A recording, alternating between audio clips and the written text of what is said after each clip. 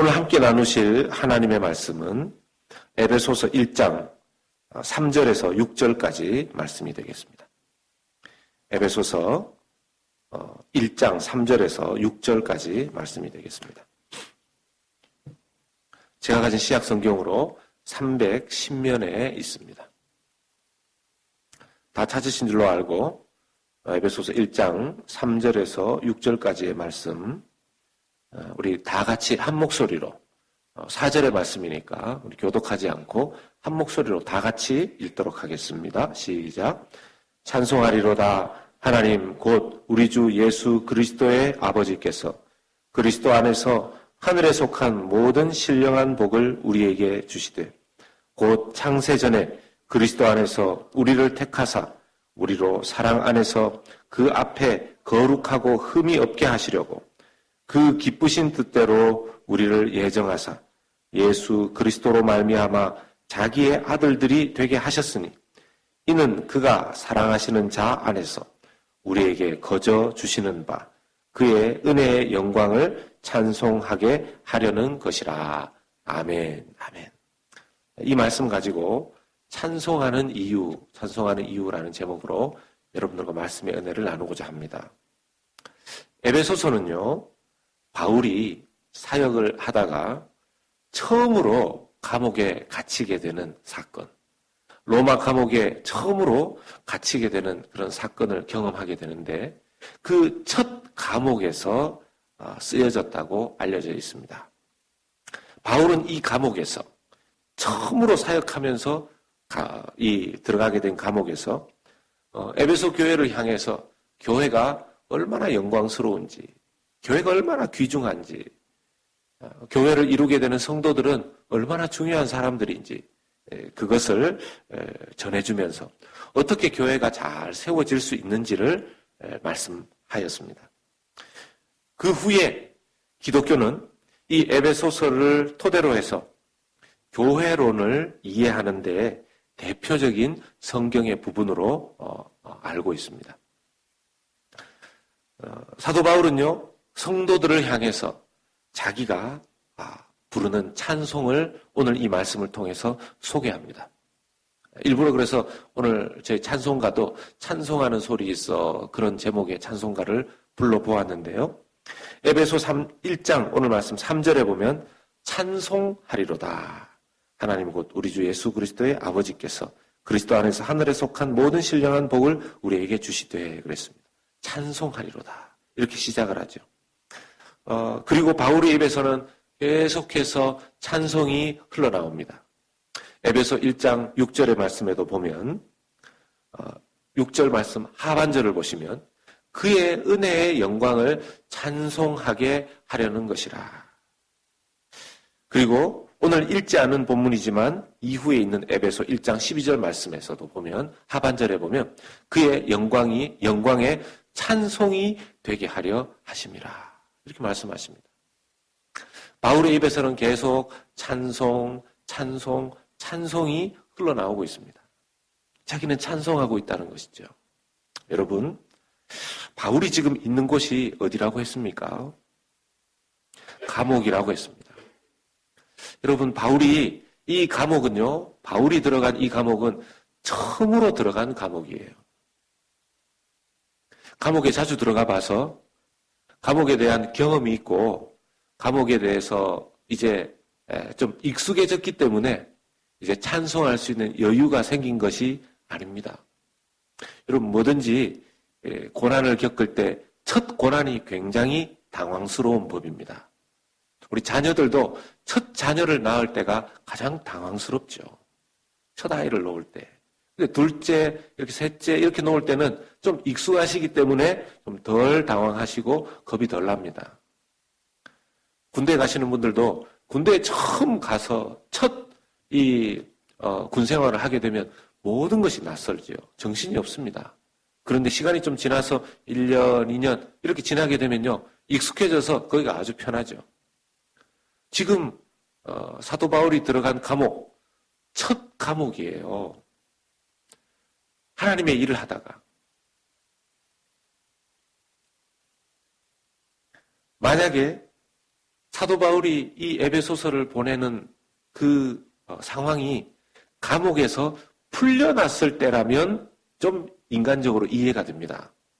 그렇죠?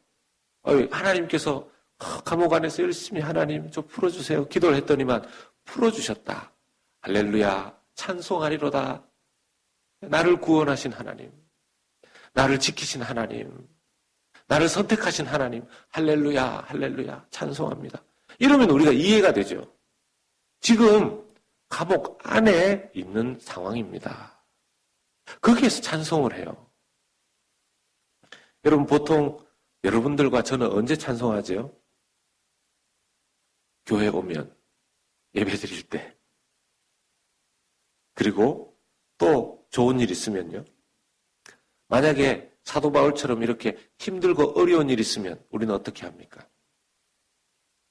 저를 보니까 원망하고 불평이 먼저 나와요. 원망과 불평이 먼저 나옵니다. 그리고 한숨을 푹푹 쉬어요.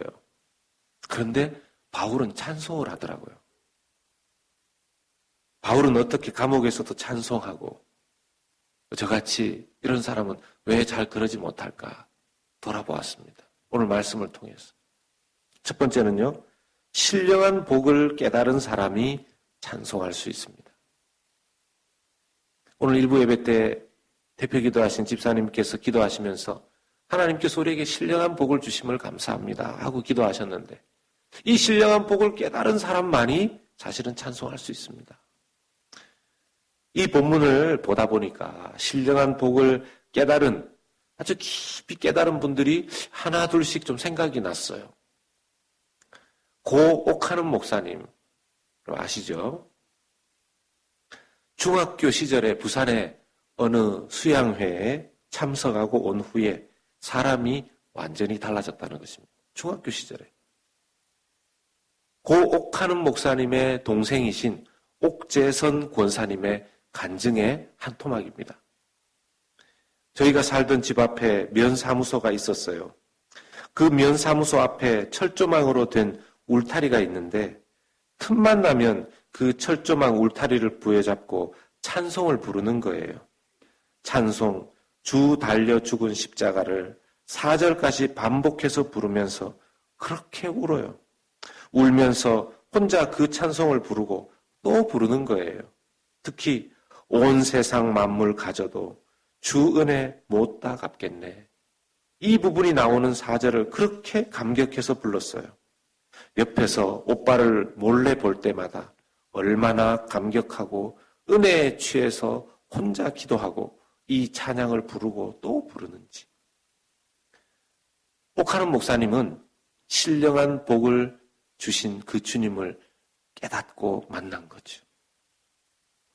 그 영향이 찬송이었습니다. 그 결과가 찬송이었습니다. 억지로 찬송 부른다고 되는 것이 아니라 자기가 그 신령한 은혜를 깨닫고 보니 찬송하지 않을 수가 없었다라는 것이죠. 그런데요, 공교롭게도 참 돌아가신 분들 얘기를 자꾸 하게 되는데 고 하용조 목사님에게 간증 속에서도 아주 비슷한 내용을 발견했습니다. 고 하용조 목사님의 간증입니다. 저는 1966년에 첫 은혜를 받았습니다. 한 달 동안 찬송을 불러서 완전히 목이 상했었습니다. 제가 그때 많이 불렀던 찬송이 나 같은 죄인 살리신 주 예수 대문 밖에 주 달려 죽은 십자가 등입니다. 당시에 제가 제일 좋아하던 찬송가는 주 달려 죽은 십자가였습니다. 가시면류관 쓰시고 두 손에 못 박히셨다는 그 찬송이 너무 좋아 한 달 동안 목이 쉬도록 불렀습니다. 신령한 복을 깨달은 사람. 그 신령한 복을 깨달은 사람은 이런 찬송을 목이 쉬도록 한 달 동안을 부르고 불러도 감격해서 목이 메어서 더 부를 수가 없었다라는 것이죠. 저는요, 이 귀한 선배 목사님들의 간증을 보면서 저도 마음이 찡하고 저도 막 눈물이 났습니다. 근데요, 제가 눈물이 난 이유는 나의 신령한 복에 대한 깨달음은 어디 갔는가에 대한 안타까움 때문이었어요. 나의 감격은 어디 갔는가? 내가 깨달은 신령한 복은 어디 있는가? 하는 그런 마음이었습니다. 바쁘고 분주해서 메마를 때로 메마른 저의 심령이 느껴졌어요. 여러분, 그래서 제가 저를 돌아보니까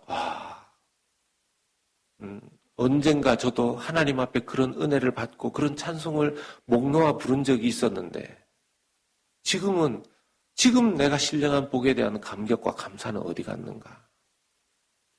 그래서 설교 준비를 하다가 회개하는 시간을 가졌었습니다. 예수 그리스도 안에서 신령한 복을 깨달은 사람만이 제대로 찬송할 수 있습니다. 시편 1편에 이 신령한 복은요, 세상이 말하는 복은 아닌 거죠. 적어도 세상이 말하는 복은 아닙니다. 시편 1편에 복 있는 사람은 악인의 꾀를 쫓지 아니하며 죄인의 길에 서지 아니하며 오만한 자의 자리에 앉지 아니하고 오직 여호와의 율법을 주야로 묵상하는 자. 그 사람이 복 있는 사람이라고 성경이 말합니다. 시편 또 보면 허물의 사함을 받고 그 죄의 가리움을 받은 자는 복이 있도다 했습니다. 그 사람이 신령한 복을 받은 사람이죠.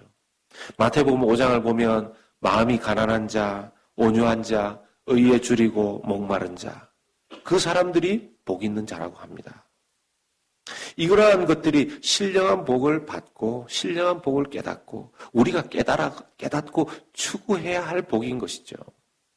그런데요, 이 신령한 복은 세상의 복을 추구하고 세상의 복에 빠져 있을 때에는 깨닫기가 어렵다라는 것입니다. 감옥에 있어도, 병에 걸려도, 고난 가운데, 폭풍 가운데 있어도 신령한 복을 깨달은 사람은 찬송할 수 있습니다. 또한 두 번째는 예수 그리스도 안에 있는 사람이 찬송할 수 있습니다. 예수 그리스도 안에 있는 사람이 찬송할 수 있습니다. 오늘 말씀 에베소 1장 3절과 4절 말씀을 보면요, 6절까지의 말씀을 보면 계속 사도 바울이 자주 사용하는 말이 있어요. 그리스도 안에서. 3절의 말씀 그리스도 안에서 그러죠. 1장 4절 말씀에도 보면요, 곧 창세전에 그리스도 안에서. 또 6절 말씀이에요. 그가 사랑하는 자 안에서. 여기서 그가 사랑하는 자가 누구냐면 예수님이에요. 그래서 그가 사랑하는 자 안에서. 예수 그리스도 안에서, 그리스도 안에서, 그리스도 안에서. 사도 바울은 지금 자기가 찬송할 수 있는 이유 중에 하나가 신령한 복을 깨닫고 보니까 자기가 예수 그리스도 안에 있더라는 겁니다. 예수 그리스도 안에 있는 여러분과 제가 될 수 있기를 주의 이름으로 축복합니다. 자기가 예수 그리스도 안에 있더라는 겁니다. 상황 안에 있는 것이 아니라 자기가 예수 안에 있더라는 것이죠.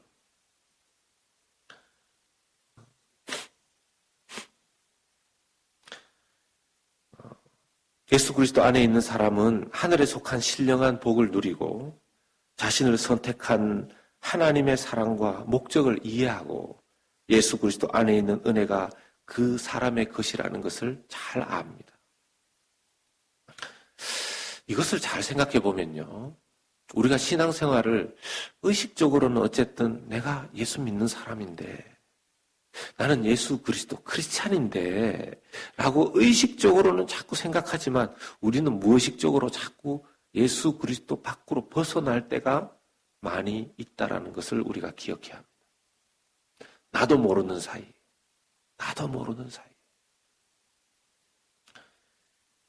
예수 그리스도 안에 있는 사람은요, 은혜가 넘치게 되어 있습니다. 예수 그리스도 안에 있기 때문에. 그런데 그런 면에서 찬송은 은혜 받은 사람만이 예수 그리스도 안에서 부를 수 있는 노래가 되는 것이죠. 오히려 아까도 고백한 것처럼 목회자라도 목사라도 무의식 중에 자기도 모르게 이런 의식적으로 하나님과 관련된 일을 하고 있지만 무의식적으로 자기도 모르게 하나님께로부터 점점 떨어져서 그냥 막 일만 하고 있는 바쁘고 분주한 가운데 메말라질 수 있다는 것입니다. 그럴 때는요, 오히려 다른 찬송이 은혜가 돼요. 예를 들어서 새 찬송가 273장이 목사인 저에게도 간절히 와닿아요. 제목이 나 주를 멀리 떠났다. 나 주를 멀리 떠났다. 이제 옵니다. 나 죄의 길에 시달려 이제 옵니다. 나 이제 왔으니 내 집을 찾아 주여 나를 맞으사 맞아주소서.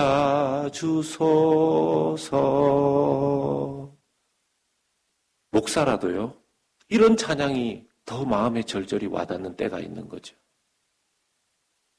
자기도 모르게 예수 그리스도 안에 온전히 있지 못한 모습을 오히려 발견하는 겁니다. 여러분들은 어떠십니까? 예수 그리스도 안에 온전히 거하고 계십니까? 예수 그리스도 안에 온전히 거하고 있으면요, 자기도 모르게 은혜가 충만하고 찬송이 흘러나오게 되어 있죠. 찬송을 불러도 무미건조하게 느껴지고 찬송을 해도 와닿지 않는 이유가 뭘까요? 예수 안에, 내 무의식의 상태가 예수 안에 있지 않는데 그 찬송이 자기에게 와닿을 리가 있습니까? 그럴 때는 빨리 회개하고 예수 안으로 다시 들어가는 그 시간이 필요한 것이죠. 항상 예수 그리스도 안에 있기 위해서는요, 의식을 좀 해야 됩니다. 의식을 좀 해야 됩니다. 왜 그런 얘기 있지 않습니까? 놀이동산 가고 시장 가서 분명히 엄마 손 붙잡고 시장 갔고 놀이동산 갔는데 막 정신없이 구경하다 보니까 나중에 내가 잡고 있는 이 손 이렇게 올려다 보니까 어떤 아줌마 손 붙잡고 있는 거죠. 어떻게 된 겁니까? 주변에 그냥 상황에 정신 팔려가지고 그냥 무의식적으로 잡고는 있는데 지금 딴 분 붙잡고 있는 거죠. 우리가 신앙생활 하면서 나는 그래도 교회 다니지. 내가 그래도 집사인데, 내가 권사인데, 장로인데, 내가 목사인데 이렇게 생각하고 하지만 정말 내가 뭘 잡고 있는지 잘 들여다보면 엉뚱한 거 붙잡고 있는 거죠. 그럴 때는 빨리 회개하고 예수 그리스도를 부르면서 십자가 앞으로 나가야 되지 않겠습니까? 그럴 때 하나님께서 우리를 회복시켜 주시는 거죠. 진정한 찬양할 수 있도록 말입니다. 계속해서 의식적으로 우리가 늘 하나님 앞에 이런 기도를 무의식적으로라도 들려드려야 될 겁니다. 올려드려야 될 겁니다. 주님 안에 있게 해 주시옵소서. 주님 안에 있게 해 주시옵소서. 세 번째는요, 선택하신 의도대로 따르는 사람이 찬송할 수 있습니다. 이 오늘 에베소 1장 3절에서 6절 말씀은 하나님의 선택과 예정으로 쓰여지는 아주 자주 쓰여지는 본문입니다.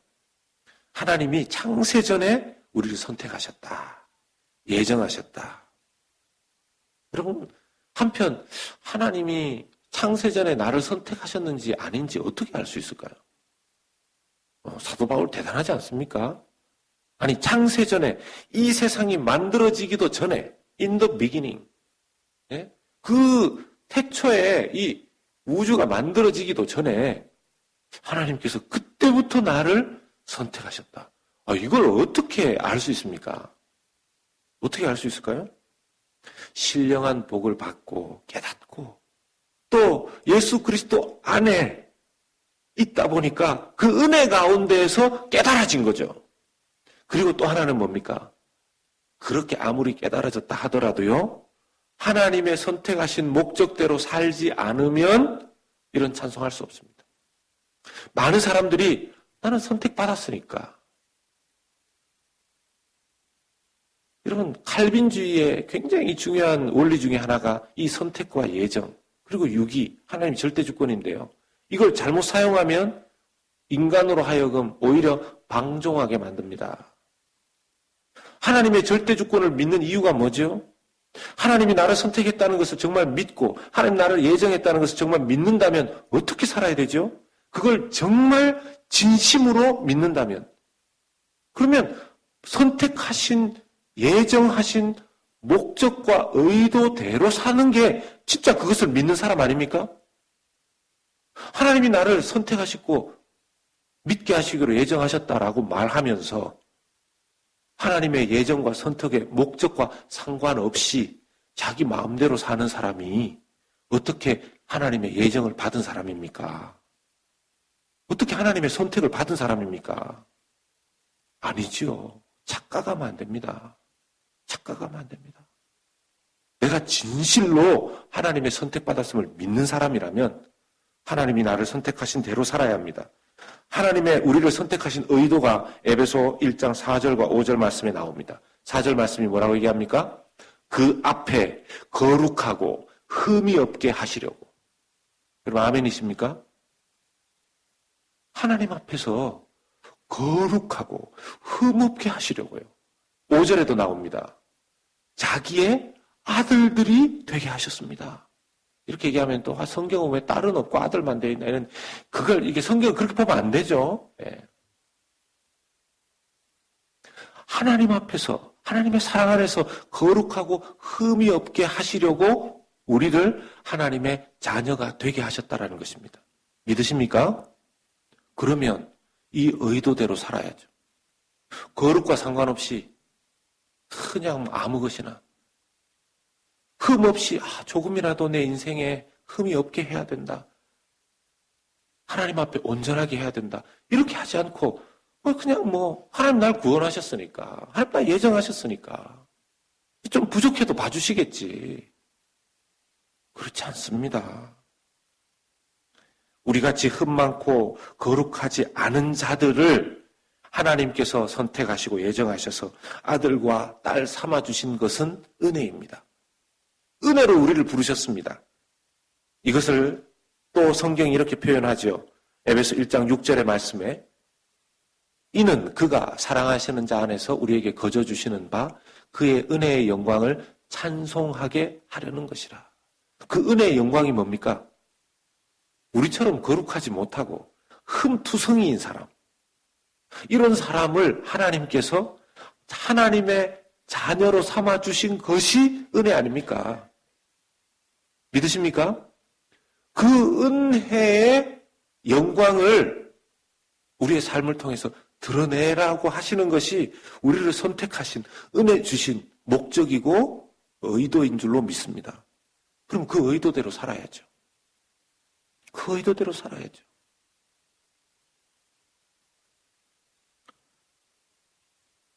그런데요, 저도 이 말씀 앞에서 저를 놓고 보면 저의 삶을 돌아보면 은혜가 메말라서인지 찬송이 잘 안 나와요. 찬송이 잘 안 나와요. 새벽에 한참을 기도해도 마음이 그냥 메마른 사막처럼 퍽퍽해요.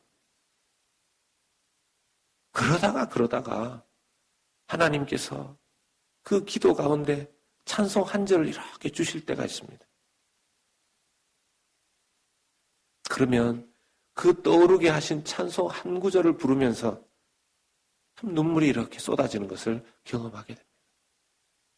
그런데요, 그런 찬송 한 구절이 올라오기까지 그러니 저도 모르게 무의식적으로 제 삶의 방향이 하나님 그 목적과 예정하신 의도대로 간 게 아니라 저도 모르는 사이에 저의 목적과 의도대로 그렇게 너무 많이 산만해져 버린 거죠. 저의 영혼이.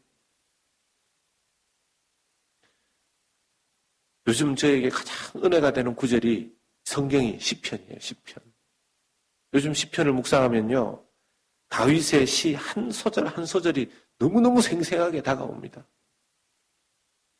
옛날에 다윗의 시를 봤을 때는 이렇게 다윗이 정말 자기의 안타까운 상황, 자기의 호소, 어려움, 목마름 이런 걸 얘기할 때 다윗은 왜 이렇게 늘 위기 가운데, 어려움 가운데, 고통 가운데, 고난 가운데 있었나? 그랬는데 보니까 여러분 모든 인생 자체가 그래요. 모든 인생 자체가. 여러분 혹시 이 중에 고난 없는 분 계세요? 나는 지금 목사님 고난이 뭐예요? 나는 고난 모르고 살았어요. 난 지금도 고난과 고생 몰라요. 혹시 이런 분 계세요? 네. 할렐루야. 그분은 정말 너무 축복을 받은 100만 명 중에 한 명일지도 모르겠습니다. 그런 분들은 그냥 날마다 감사헌금을 그냥 매일같이 하셔도 됩니다. 모든 사람은 그냥 고난 가운데 살지요. 우리는 하나님의 뜻대로 살 때 우리의 심령이 됩니다. 찬송의 은혜가 회복됩니다. 하나님 뜻이 뭔지 모르겠는데요. 라고 말씀하실까봐 여러분 어떤 것이 하나님의 뜻인지 목적인지 의도인지 더 구체적으로 좀 가르쳐 주십시오. 그렇게 말씀할까봐 이렇게 성경이 말하는 부분을 확인합니다. 디모데후서 3장 16절과 17절 말씀 같이 읽겠습니다. 모든 성경은 하나님의 감동으로 된 것으로 교훈과 책망과 바르게 함과 의로 교육하기에 유익하니 이는 하나님의 사람으로 온전하게 하며 모든 선한 일을 행할 능력을 갖추게 하려 함이라. 아멘. 말씀에 다 있어요. 말씀에 다 있어요. 이 마지막 때에 우리가 말씀 안으로 들어가지 않는 것이 문제이지 말씀에 다 있어요. 하나님의 의도와 상관없이 선택하신 분의 그 뜻과는 무관하게 내 뜻대로 사는 사람은요, 찬송이 막혀요. 찬송이 막혀요. 주 안에 귀한 여러분, 저의 삶에 온전한 찬송이 회복될 수 있기를 소원합니다. 찬송할 이유가 계속해서 많아지는 저와 여러분들 되시기를 소원합니다. 삶이 메마른지도 모르고 예수 그리스도를 무의식적으로 벗어난지도 모르고 하나님의 의도와는 전혀 다른 삶을 사는지도 모르고 찬송 없이 사는 어리석은 우리 인생 되지 않기를 소원합니다. 정말 찬송하는 이유가 분명한 그런 찬양을 올려드리는 우리 연합의 모든 교우들, 성도님들 되실 수 있기를 주님의 이름으로 부탁드리고 축원합니다.